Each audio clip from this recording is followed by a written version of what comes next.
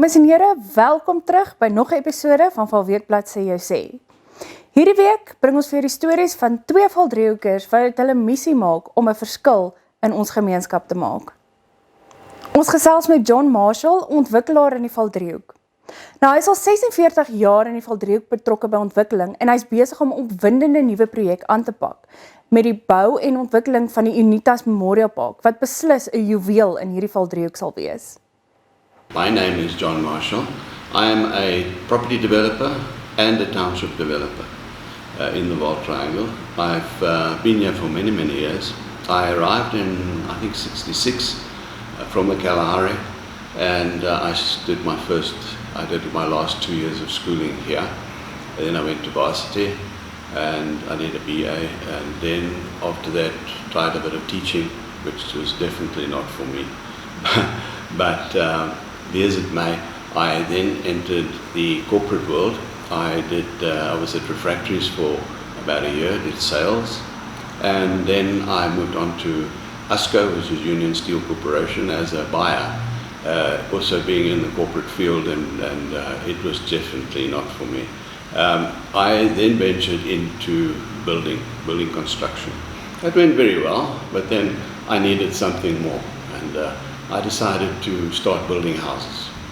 And I started my very first spec house for speculation. So you buy, you build it and sell it. And that just grew and it became quite lucrative. I started building as a bakkie, but it was in 75. So if you look at it, it's about 46 years in the industry. And I'm still in the development industry, but it's quite a while. First township, when I bought the land, was a huge piece of ground, and I started developing it by doing all the professionals, getting them involved, putting in the infrastructure, water, roads, sewage, and everything else. And straight after that, we started building houses. In Beverly Hills, it's called Beverly Hills, which is Everton West. It's just off the Golden Highway. It was 4,000 houses, 4,000 stands, with schools, like primary school, high school, shopping centres, churches, and everything was there. So it was quite a big development. If you want to do something, you can do it. It's just, there's no obstacles. And that has been my motto all along. And I've had many, many, many obstacles. I did it within 6 months. And I said, it's impossible. From the time that I bought the property, from the time that I started my planning, to the time that I got my township approval, was 6 months. So then I found another piece of ground, and the owner had 3 plots, and we consolidated and we started planning and designing on the 3 plots. But being that it is in the flood area, we had a very small area which we could build on. So the stands were very small. So how do you do? We design something bigger. And that's where Kubali River Estate comes from. Council says no, I find a way. Even today we're having a major problem in the council which has no capacity. They have no sewage, there's been no development whatsoever because of the sewage problem. There is no capacity, and when they say no capacity, that means they have not upgraded the existing sewer plants. You know, any development that you do, once you do your town planning, etc., it costs money, so you normally leave a portion for future development. And then with the problems that we've had with council, they said there's no sewage, there's no water, there's no electricity, even Eskom, we had the power, there's outages, we couldn't even get enough power. So I said, well, what do I do with this piece of ground now? It was a large piece of ground, it's 120 hectares. And I decided, well, what about putting up a private cemetery, a memorial park? And this idea came to me, and because there wasn't one at all in this whole region. So, or even in Gauteng, I mean, they were busy with a couple, and there was a need. I found that there was a need because all the graves, yards and cemeteries in the Vaal were filling up. And I thought, well, So what I did, I decided I'm going to go the route of doing a rezoning and applying for cemetery rights. And then while this was happening and the time frames and everything, I submit to council, the law on the EIA had changed that it is only valid for 2 years, and that now expired, so I had to start from scratch again. And my whole application took me 7 years from beginning to end, and it was only approved end of last year. Why didn't you give up? I'd never give up. I know what I want. I can visualize. I can normally see what I want, and I will go for it. I've spent money, and I'm not going to lose it. I don't care how long it took me. During that period, I had already started planning. So here we come with a huge development of a town, because let's say a memorial park, that I could only put in half of it, because the other half was now a wetland. And a wetland you don't touch. So I've just now lost half my property, but Desert was still quite lucrative, because I could put on average about 60,000 grave sites in. So now I didn't want it just a normal cemetery. I wanted it a memorial park, something totally different, something unique, something that the Vaal could be proud of again. And in that way, I started looking all over, and I've been all over the world. I've traveled and I went to various cemeteries and memorial parks to see what they were doing. And I adapted a lot of that into this model, where it is also still unique, because I've got private estates, and I say private plots within this whole development. So that meaning that you could actually purchase, or a church or a group can actually get their own cemetery within a cemetery. And apart from that, we've got theme gardens where everyone is different, and they have different flowers and trees, and we've got memorial trees that people can then, if those who wanted to be cremated, can actually purchase a tree where they could actually, the tree could grow with them, and also they're giving back to life, because every tree is oxygen for one person. So, and also it just enhances the whole area. It's like a botanical gardens, and it's somewhere you could go in peace, and it'd be totally, I put security up right around. It's got state-of-the-art access controls. Even every little private, every private estate has got its own access control, and within those are the churches, or if they assume it's a church site, they've got private, then I've got family plots. So a whole family can have its a private little cemetery within the private estate, within a complete private memorial park. So we have designed there's a wall, a huge wall with electric fencing. We've got cameras, dogs, and it's 24 hours armed security. So it's like a Fort Knox, so you will never get in there if you haven't got access control. So that means anybody that has bought a site, we're going to pre-sell the graves now, and they have bought a site, they will get access control, and they are the ones allowed in. We've created a trust. We've put in a certain capital we're putting into the trust, and this money is to be invested, and the investment amount will then look after the grave sites in perpetuity.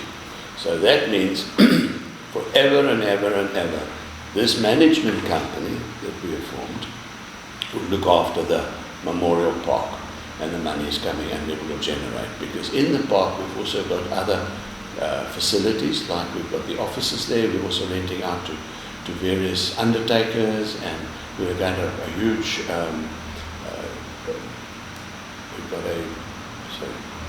we're putting up a crematorium, and we're going to put up a mortuary, and there's also workshops, and there's a tea garden, and there's little shops and gift shops and so on.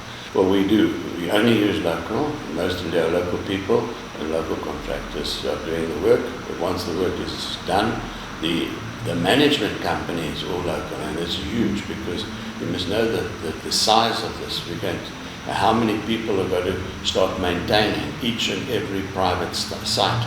So that alone, just on the maintenance team, never mind the workshops, never mind the admin side and everything else, is over 100 people just doing the maintenance. And then and that's permanent. So it's job creation on one side, and it's a facility as well, because there's also a chapel, and there's 2 entertainment halls, what I call it, entertainment, it's bereavement halls for after tears and so on.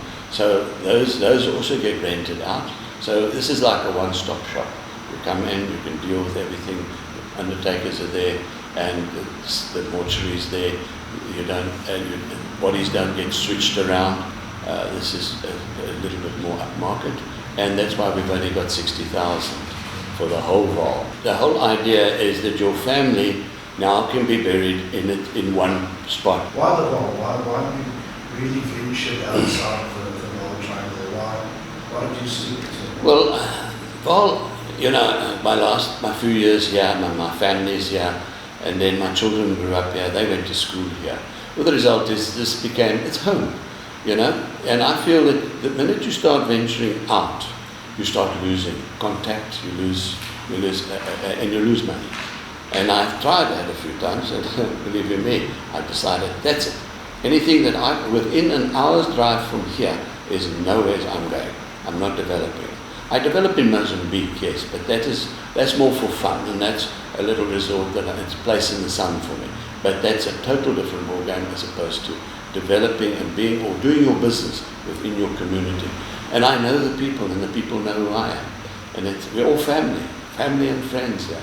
I have been in, with the service clubs industry, doing charity work.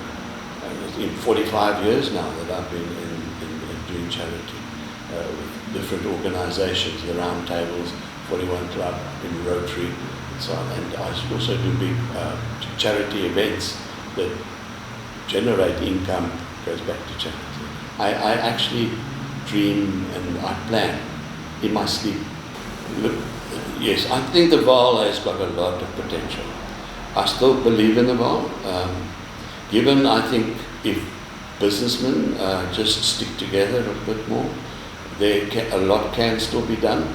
And I think the investment needs to be put into the Vaal to generate that again. It's got all the infrastructure, all the industries are here.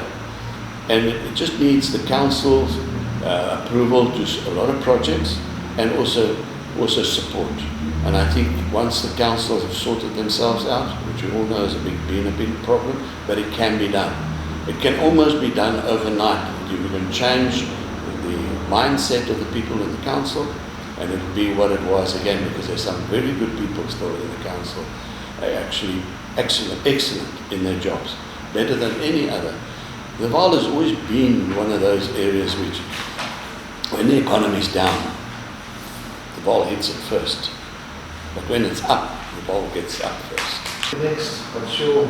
I was hoping to retire, but I don't think I would ever. I've got a few things that I still want to do. Tell us about the bucket list. No, my bucket list is my travel industry. I am a traveller. I travel the world, and I think that is my passion. Favorite place? Oh, there is no favorite. I love Bali as one, and that's probably where the Kubali comes in. It is my Bali, and it's the design is Bali style. So I've been to Bali many, many times. It's such a beautiful little island. I am an adventurer. I love adventure. I love to do things by myself. I travelled. My first travel was I took a year off, and I travelled all the way through Europe, through the East, Middle East, right through Syria, Iraq, Iran, Afghanistan, on a camel, and sometimes trains and buses and you name it, whatever could take me, and that I did by myself. So to actually sum it all up, I would just like to say, those of you who want to go into any business or to be an entrepreneur, never give up. Dis nou tyd vir 'n kort advertensiebreek. Ons sien jou net hierna.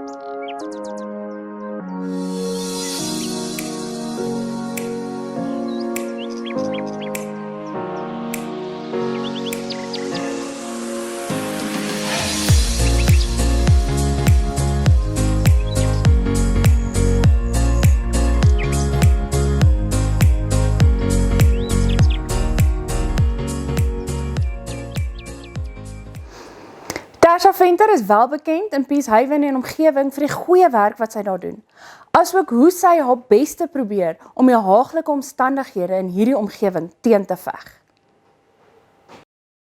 Hallo, ek is Tasha Venter. Ek is waarskynlik die vrou met die skoonste sitkamer in die hele Vaalweekblad. Want toe Vaalweekblad vir my vra ek moet verduidelik wat dit is wat ek doen, het ek besef dat ek dalk tussen al die gesprof sal kan uitfigure presies wat dit is wat ek doen. So here goes. Ek is 'n vrou, 'n ma, 'n ouma, 'n lui huisvrou, 'n besorgde Empoleni inwoner en 'n expert shoe shopper. Nou okay, wat doen ek eintlik? Ek sort shit. Ekskuus as julle daai ene nie mag gebruik nie, julle moet maar blief. Ek vloek soos 'n matroos. Ek drink geweldige hoeveelhede koffie, want dis of dit of dwelms, en ek kan nie dwelms bekostig nie, want ek word nie betaal vir dit wat ek doen nie. So, ek het nooit geweet regtig hoe moet ek myself beskryf nie, totdat Special Assignment my aktivis genoem het. Ek reken dis 'n bietjie beter as om bekend te staan as the White Bitch of Peacehaven. Ek is geweldig betrokke in Peacehaven.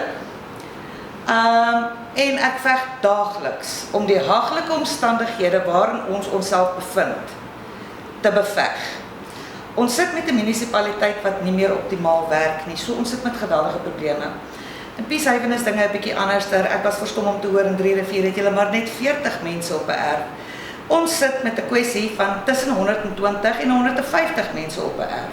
So ons sit met oorbevolking, ons sit met rioolprobleme en elektriese probleme as gevolg daarvan. Daar word onwettige kamers aangebou en daar word onwettig mense daarin gesit. Dis 'n probleem wat nie vinnig opgelos kan word nie. En ek gaan nie nou begin om te name and shame nie, maar ek is besig om daaraan te werk.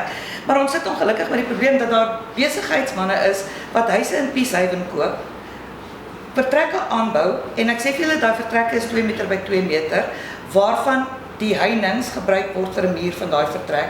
Binne daai vertrekke bly daar nie net een persoon nie, daar bly gesinne, of mense van tussen 6 en 10.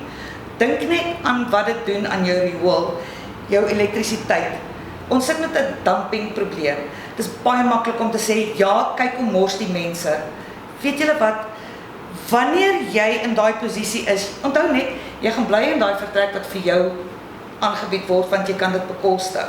Die feit dat die besigheidsman tussen 80.000 en 100.000 rand maak daaruit, maak nie vir jou saak nie, want hy vra jou 1.000 rand. Wat maak jy met jou vulle sakke? Want wanneer die munisipaliteit een dag dienste verrig en wel vullis kom haal, kom laai hulle net 5 of 7 sakke per huis op. Jy gaan dit iewerster gooi. Die probleem waarmee ons sit, is werklik. Dit is baie maklik om te kla en ek is so keelvol vir mense wat die hele tyd net kla. Ons het daardie probleme, ons moet rondom daardie probleme begin werk. Ja, mense damp. Die munisipaliteit doen nie hulle werk nie. Wat gaan ons as gemeenskap begin doen om dit reg te stel? Ons sit met elektriese probleme. Wat gaan ons as gemeenskap doen om 'n verskil te maak? Ons weet ons munisipaliteit werk nie meer optimaal nie. Die lysie van dit wat hulle nie doen nie, hou aan en aan en aan. Dit help nie ons hou aan om die probleme die hele tyd daar te stel en te noem nie. Want ons is almal bewus van daardie probleme. Wat gaan jy na die tafel toe bring wat 'n oplossing vir ons almal gaan bied? Die enigste oplossing wat daar op hierdie stadium is spring self in. Dan sit jy weer met 'n probleem van mense wat baie praat, maar wanneer jy vra vir hulp, dan is daai stilte absoluut oorverdowend. In Peacehaven is ek baie gelukkig. Ek het geweldig baie ondersteuning van my gemeenskap. Ek het geweldig ondersteuning van die sakekamer. En dus het ek ook 'n non-profit vir Peacehaven begin. Einde 2019 was ek geregistreer. So ons kan artikel 18A sertifikate gee vir besighede. Ek het dit gedoen onder die sakekamer se vaandel, omdat ek dan baie meer blootstelling sal hê. In Peacehaven is ons 'n klein gemeenskap. Ek dink Peacehaven het 12 strate. Daar's nie meer straatname nie, so kan hulle nie almal noem nie. Ek patrolleer gereeld daar, so ek weet daar is 12 strate, maar ons het nie 'n groot besigheidsbasis nie. So die sakekamer se corporate kontakte kan ons baie help in terme van projekte. Want ons gaan dit so 'n bietjie anders te hardloop as wat Proudly 3 Rivers dit doen. Ons gaan op projekbasis werk, maar dit gaan ongoing, ek weet nie wat se mooi Afrikaanse woord vir dit nie. Dit gaan ongoing projekte wees sodat die gemeenskap daar iets kan werk voel en kan voel almal lewer 'n bydrae. Kan ek eers kyk, ek vat daar na die saak om aan dit met die ekstra kamers aan by daai klas weer. Word hulle opgespoor, gaan hulle aanspreeklik gehou word vir wat daar gebeur of is dit nou maar ding wat hulle nou maar Dit is waar my vandaan kom. Die ding is, nee. Onthou net, ons sit met 'n munisipaliteit wat glad nie meer effektief werk nie. Die departemente wat hulle veronderstel het om te hê, wat hulle veronderstel is om te hê, wat hierdie tipe van goeders uitsorteer, werk nie meer nie. Gaan ons vanaf die korrupsie is geweldig groot. Die ding is dat dit iets is wat nou al so lank al 'n groot probleem is, dat dit gaan baie lank vat om uitgesorteer te word. Dit is baie maklik om te sê, ja, dit mag nie gebeur nie, maar om die probleem op te los, gaan baie langer vat en dit is nie alles net in my hande nie. Wat gaan ons doen om al hierdie probleme op te los? Gemeenskap moet meer betrokke raak, gemeenskap moet bewus raak van dit wat in hulle omgewings aangaan. Dit is maklik om te sê, ja, maar jy maak skoon en dan as jy jou rug draai, dan lyk dinge weer dieselfde. Dit is wel so, maar vir daai rukkie is dit mooi skoon. En as ons aanhou, dan stel ons 'n voorbeeld vir die ander mense rondom ons. Dit help nie, jy kla die hele tyd, maar jy doen ook niks nie. En jy sê, ja, maar dit is nie my probleem nie, dit is Evelenie se probleem. Dit is jou probleem. Evelenie bestaan nie meer nie. Die enigste manier ons van hulle ontslaag gaan raak is om te begin om na onsself te kyk en ons eie gebiede te begin onderhou. Nie net jou eie gaatjie nie, maar die hele spasie rondom jou, mense aan te spoor. Jy weet, ons is 'n paar baie vurige, passievolle mense wat elke dag struggle om die good fight daar te sit. Ons kan nie bekostig om hoop te verloor nie. Dit help nie jy's negatief nie. Jy maak dit nie vir ons maklik nie. Hoe jy ons lewe vir ons makliker maak is om aan te hou om die good fight te fight. Mense het complacent geraak. Daar is 'n geweldige elektriese probleem. Ons sit vir maande sonder elektrisiteit en nou skielik is elektrisiteit aan en skielik hou almal op met mou. Dit help jou niks. Want daar word verwag van die ander mense om nog steeds aan te hou om die probleme aan te roer en met die mense te praat. Die probleem is nie net myne nie. Die probleem is die hele gemeenskap se. So die hele gemeenskap se stem maak op die ou einde die verskil. Jy weet, ons het geen beheer oor die situasie waarin ons is nie. Ons het wel beheer oor watter rigting ons gaan inslaan om die situasie om te draai. Dankie dat jy hierdie week weer saam met ons gekyk het. Maak seker jy like hierdie video en jy share dit met al jou familie en vriende. Maar onthou, as jy op iets uitgemis het, gaan na ons Facebookblad toe waar jy hierdie week, asook al die vorige weke, se episode sal kan sien. En moenie vergeet nie, ons is ook op YouTube by Mooi Vaal TV, gaan subscribe en bly op hoogte van wat ons als in die Vaaldriehoek vir jou bring.